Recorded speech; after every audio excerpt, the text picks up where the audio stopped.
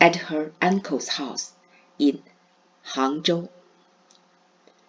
The train entered Hangzhou City Station. This station, built in a Western eclectic style, opened a year before the founding of the Republic of China. Because it was located within the city, the people of Hangzhou called it City Station, replacing the Hangzhou Railway Station, which had been called Qingtai Station 30 years earlier. Several Japanese ronin also got off from the terminal, Hangzhou City Station. Yan Baohui deliberately walked slowly, trailing far behind the Japanese ronins, as she followed the passengers out of the station. This was her first time traveling alone to Hangzhou. Outside the station, she saw a girl not far away, dressed in rags, with disheveled hair, dirty and thin, begging from passengers. The girl looked about 7 years old. The begging girl stirred a wave of sadness within Baohui, reflecting herself and the beggar girl. It was only by chance that she had been adopted by Pastor Yan and his wife, raising her in love and giving her a good education.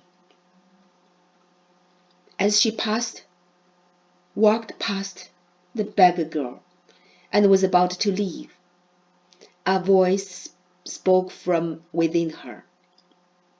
Withhold not good from them to whom it is due, when it is in the power of your hand to do it. She walked back, took out a silver dollar from her handbag, and quietly placed it in the beggar girl's pocket, whispering, "Do not make a sound. Hide the money. Do not let anyone see it." "Do you know where there is a church?" she added. The beggar girl shook her head. "There is a cross shown on the church building. Go there and ask the pastor to help you," she whispered. "I understand. Thank you, miss," the beggar girl said. When Yan Baohui left the United States, after buying her return ticket, she had only $30 left. Apart from books and clothes, that was all she had. And when she returned to Shanghai to live with her brother, his sister-in-law told her to deposit the $30 in the bank and not exchange it for national currency. Her sister-in-law gave her 50 national currency, telling her to use it until she found a work and received her salary. Her sister-in-law told her that last November, the nationalist government, through the central bank, the Bank of China, and the Bank of Communications, had issued banknotes as legal tender, rendering silver dollars no longer legal tender. Her sister-in-law asked her to use national currency to buy a train ticket to Hangzhou and gave her 3 silver dollars for emergencies. The silver dollar she had just given to the beggar girl was one of 3. At that time, 1 silver dollar was worth 30 national currency, a month's wages for a Shanghai textile worker. She had just finished walking to the beggar girl and was about to leave when she saw her uncle, Yan Zhenhai, approaching her.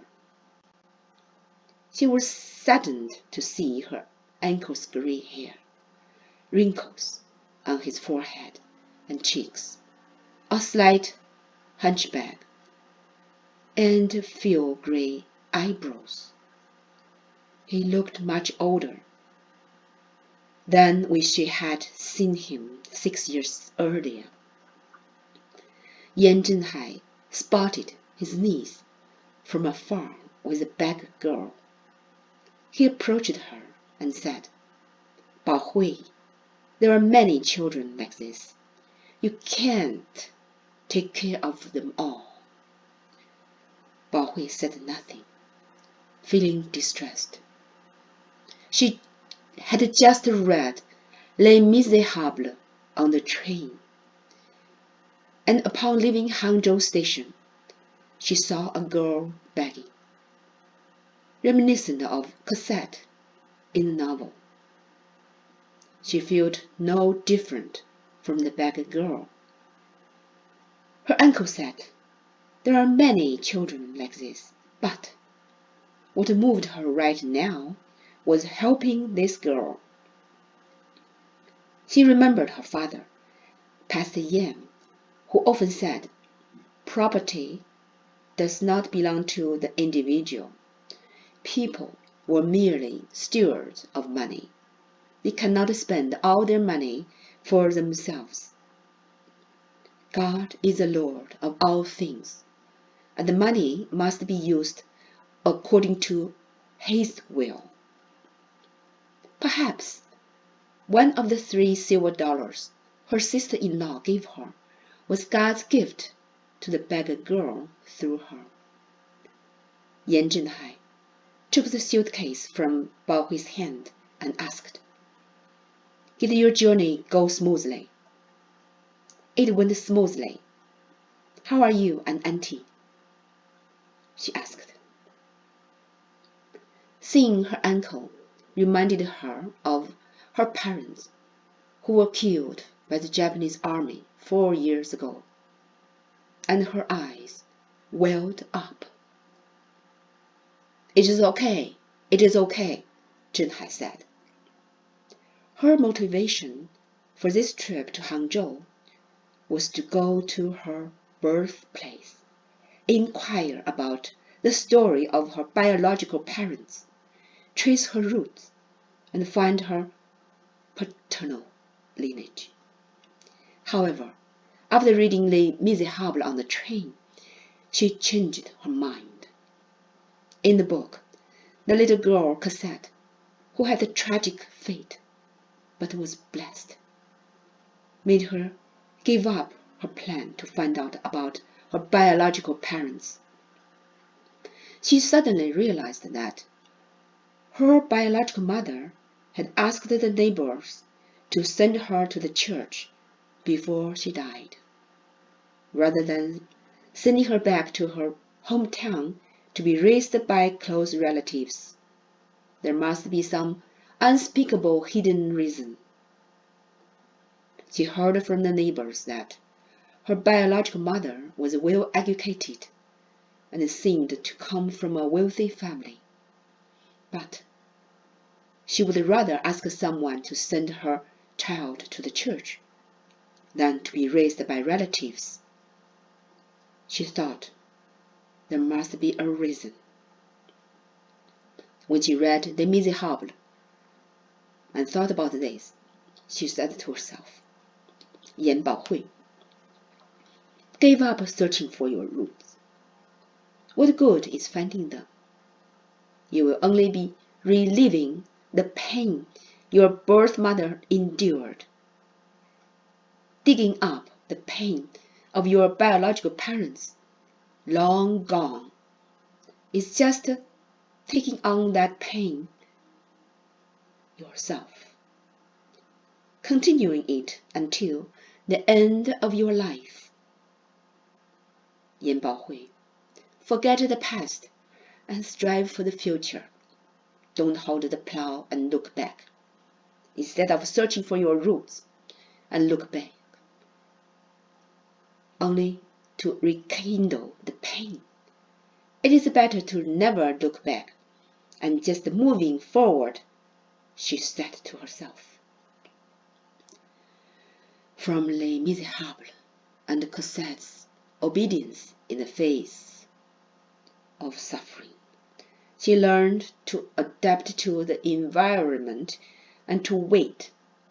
She understood that a child must be obedient and adapt so that only when they grow up and mature can they have the strength to fight fate.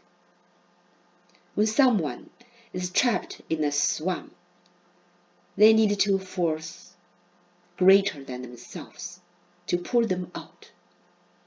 However, they must reach out for help and hold on to the hope of being rescued. From Cosette, she thought of herself. Her biological parents had long since passed away, and Reverend Yan and Mrs. Yan had raised her and gave her a good education. Now that she had returned from studying in the United States, why should she inquire about her biological parents' family background? Blood ties are only temporary. She should obey the Lord's will, not look back, but move forward. If Cosette dwells on the past, she will be trapped in a world of misery. Even if she has found wealth and love, she will still live in the sorrow and the misfortune, she thought. Your biological parents and adoptive parents are gone. You are no longer the orphan baby girl born 25 years ago. You have a master's degree from the United States and can support yourself. You must move forward and never look back, she told herself. She and her uncle, Yan Zhenshan, each took a rickshaw. It was almost dusk when they arrived at her uncle's house. Yan Zhen has made juxiang, usually cooked for the family. But tonight, his wife, Mrs. Yan, was cooking by herself. As soon as Yan Baohui entered the door, Mrs. Yan took off her apron and came to greet her. She looked at her from head to toe for a few seconds and said, Baohui, even though you have been educated abroad for 6 years, you are still a Chinese lady and have not been westernized, Yan Baohui said. Yan Baohui's uncle said, even if she had been educated abroad all her life, she is still a Chinese lady. Mrs. Yan, Yan Baohui's uncle Yan Zhenshan's wife, said, Baohui, you came at the right time. The dishes have just been served. I stewed the Jinhua ham and the winter melon soup that you like. Yan Baohui said, Thank you, Auntie, for taking time cooking for me. You still remember that I like Jinhua ham and the winter melon soup. I have not had it for 6 years. There are hams in the United States, but they're completely different from our Jinhua ham. Mrs. Yan said, If you want to eat Jinhua ham, We have plenty in our store. I will let you eat every day during your stay in Hangzhou, and I will bring you another one when you return to Shanghai." Yan Baohui opened her suitcase and took out a gilded candlestick with lilies she brought back from the United States. The top of this candlestick features 7 lily petals, each holding 1 candle. When all 7 candles were lit simultaneously, the melted wax flows along the petals toward the pistil and into the 2 olive trees to the left and the right of the candlestick. Baohui bought the candlestick when she was studying in the United States. One day, while walking near her school, she saw a young boy selling used items in front of his garage. She was immediately drawn to the candlestick. She only had $2 in her pocket, and the boy priced $3 for the candlestick. She took the candlestick, fascinated, and after a long moment of contemplation, she finally left. After walking a few steps away, the boy called her and said that if she truly loved it, he would give it to her for free. She thanked him, accepted the candlestick, took the $2 from her pocket, placed them on the stall, and trotted back to her dormitory. She placed the 7 candles on lily petals, lit them, and the candlelight transported her to a beautiful place, paradise, her eternal home. This candlestick is beautiful and stylish, Baohui. Keep it for yourself. We don't need this foreign thing. Lighting 7 candles at once is such a waste, said Mrs. Yan. Auntie, when I came back from America, I brought a few boxes of chocolate candies for my brothers and sisters' children, and a suitcase full of my books and clothes. Besides the candlestick, I didn't buy any other gifts. Baohui said, You were in America for studying, not doing business. How could you afford to buy many gifts? We don't need anything. You are the first girl in our Yan family to study abroad. Earning an American degree and returning healthy is a great gift to us, Zheng Hai said.